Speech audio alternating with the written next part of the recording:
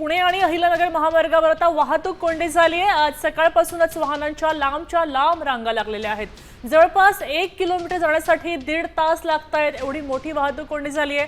पुण्यातनं दिवाळीसाठी जाणाऱ्या नागरिकांची मोठी गर्दी या वाहतुकीत दिसून येते। रस्त्यावर खड्डे आहेत आणि म्हणून वाहतूक कोंडीला फटका बसलेला आहे। आपल्यासोबत सागर आव्हाड आहेत फोनवर जोडले गेलेले। सागर, आपण पाहू शकतोय की मोठी वाहतूक कोंडी झाली आहे, नेमकं कारण काय आहे वाहतूक कोंडीचं?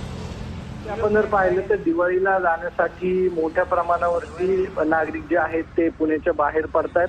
पश्चिम महाराष्ट्र असेल, उत्तर महाराष्ट्र असेल, मराठवाडा असेल, या सर्व मार्गांवरती कालपासून गर्दी पाहायला मिळते। आज जर आपण बघितलं तर पहाटे 5 पासून ही मोठी गर्दी जी आहे ती संभाजीनगर आणि मराठवाड्यात जाणाऱ्या रस्त्यावरती पाहायला मिळते।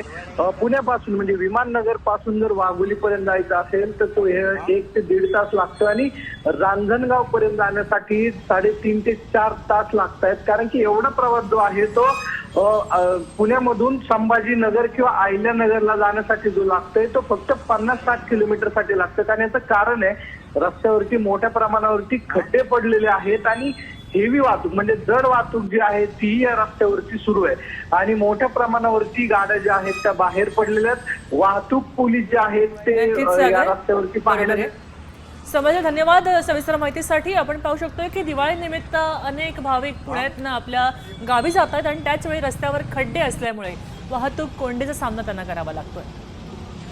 आता isakal.com आहे देशातील नंबर 1 ची मराठी न्यूज वेबसाईट।